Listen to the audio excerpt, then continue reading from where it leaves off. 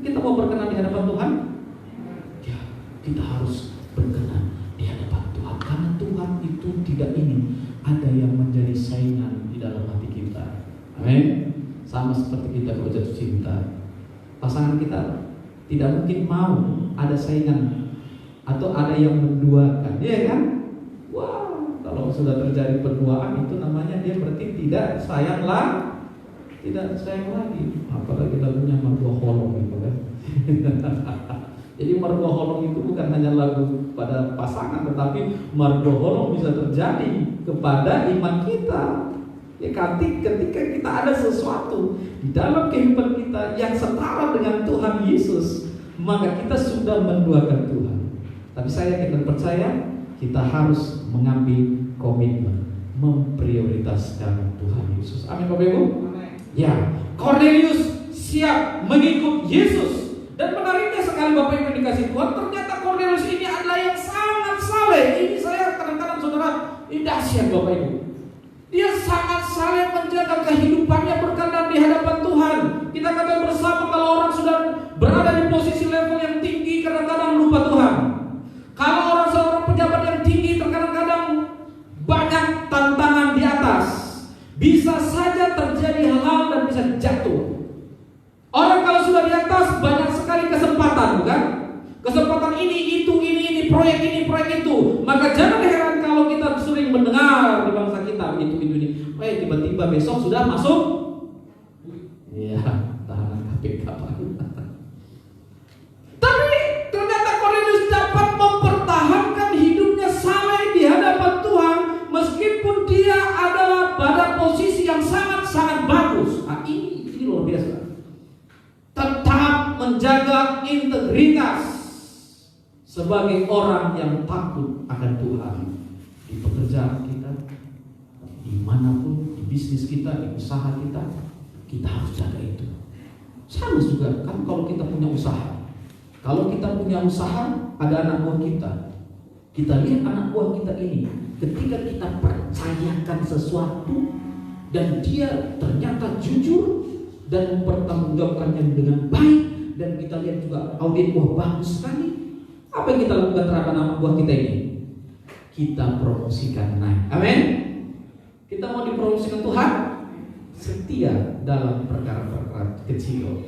Terus Tuhan percayakan perkara yang besar. Oleh sebab itu saudara kasih, kita harus dapat dipercaya. Cornelius dapat dipercaya dalam perkara besar pun dia tetap saleh. Dia tetap menjaga kekudusannya. Dia tidak bercacat. Dia tidak mau terkontaminasi dengan dunia. Roma 12 katakan, janganlah kamu serupa dengan dunia, tetapi kita harus serupa dengan Yesus Kristus. Kita harus serupa dengan Yesus Kristus.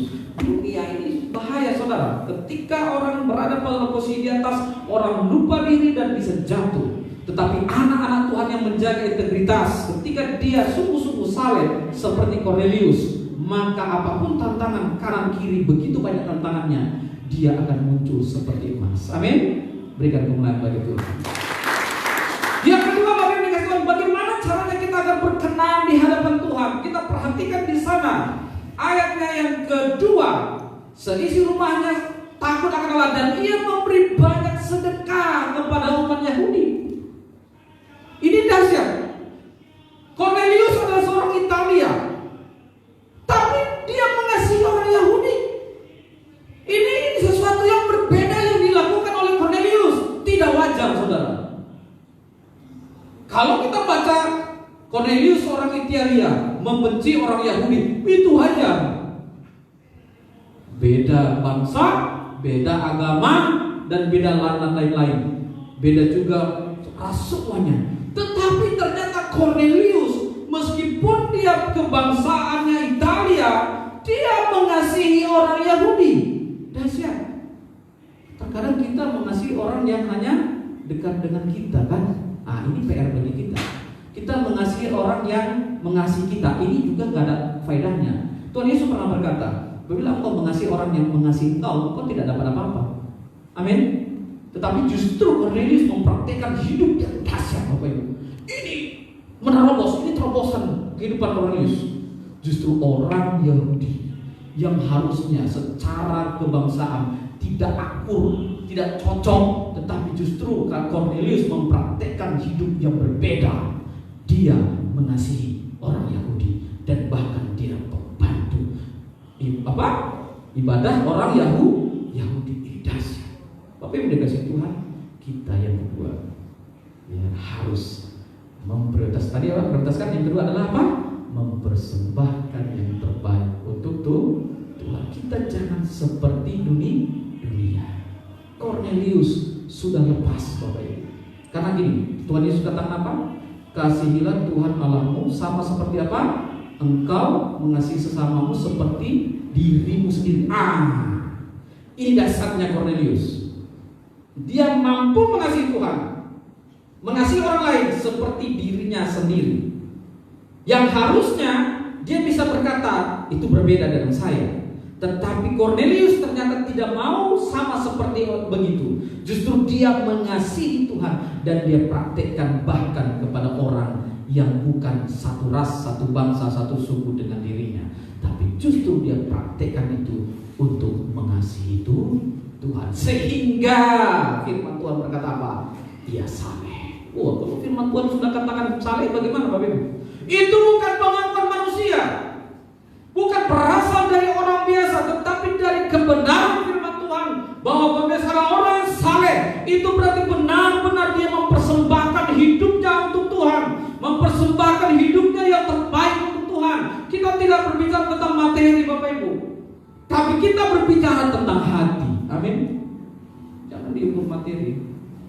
Ya memang Cornelius punya materi karena dia posisi jabatan yang baik, dia mampu memberikan. Tetapi bukan itu inti dari firman Tuhan ini. Bukan karena pemberian itu sehingga firman Tuhan katakan Cornelius untuk saleh berkenan, bukan. Tetapi hatinya, karena Tuhan Yesus, Tuhan kita bukan melihat hal-hal lahiriah, tetapi justru melihat hati kita yang paling terdalam. Amin Bapak Ibu. Tuhan mampu menembus hati kita yang paling terdalam. Tuhan melihat Cornelius adalah benar-benar orang yang saleh, orang yang takut akan Tuhan, orang yang berdoa kepada Allah. Dan bahkan kita perhatikan yang ketiga. Yang ketiga apa? Seisi keluarganya dibawa kepada Tuhan. Ini profil yang luar biasa.